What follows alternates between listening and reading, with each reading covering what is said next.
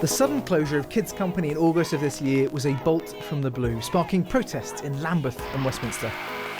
Well done, guys. Thank you. But new evidence uncovered by Newsnight and BuzzFeed News shows that concerns about the charity go back a very long way. Camilla Batman-Gellage, its founder and leader, is used to a high profile, but tomorrow she'll be defending herself in front of a committee of MPs. Kids Company shut very suddenly. Without financial reserves to rely on and facing police investigations, the charity closed its doors one Wednesday evening with very little warning. Now, MPs are interested because just days before it shut, it got a £3 million grant from the Cabinet Office. That grant was paid by ministers against the advice of officials. And officials also think that in the days when it was open, it wasn't used for the purposes for which they had agreed it should be paid. Since its closure, the size of Kids Company's client base has been widely disputed. The charity had claimed it had 16,000 intensive users, but it handed over the names of fewer than 2,000 to local authorities. The role of Alan Yentop, who's the chair of the charity's trustees and the BBC's creative director, has also come into the frame. He'll be in front of MPs tomorrow as well. As part of Kids Company's attempts to get money, he wrote to the Cabinet Office warning that closure would have dire consequences, including a high risk of arson attacks on public buildings.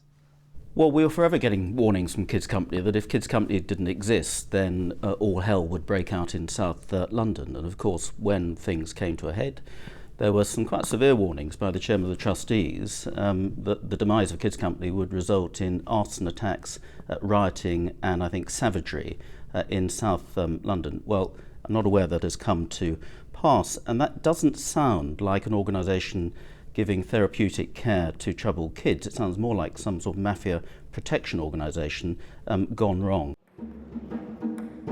Now that was all recent, but some of the new material that we have shows a lot of the concerns shown up by the collapse have been problems for years.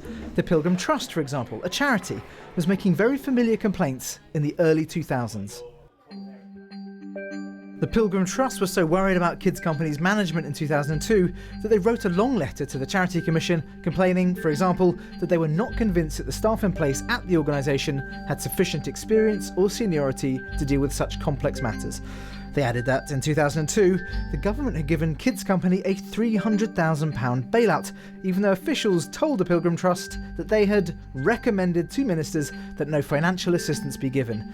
This recommendation was overturned by ministers and a grant offered to stop the organisation becoming insolvent, in events that echoed what happened in 2015. In 2002, we initially awarded a grant to Kids Company, but after requiring and asking for various information to do with the project and the finances, we withdrew it.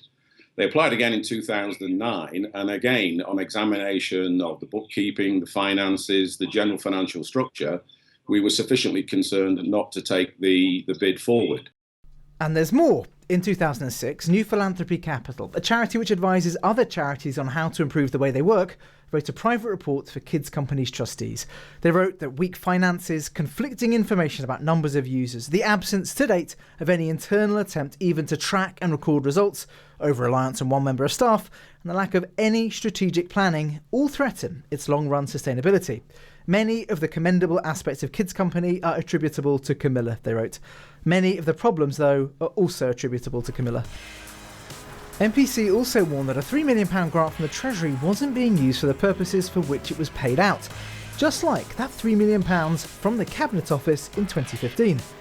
And MPC also noted concerns that the charity lacked any reserves, a major contributor to its collapse.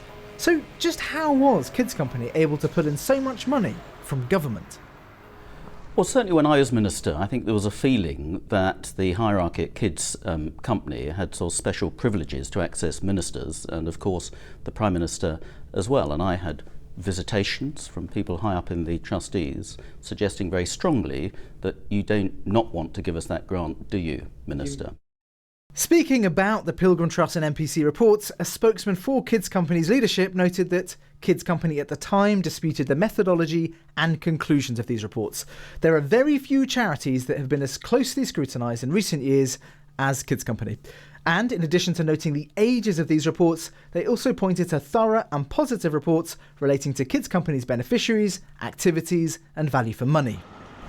Tomorrow, you can expect some questions on the ongoing criminal investigations which involve Kids Company, but there'll be a lot of management questions too. Questions that might have been asked a decade ago.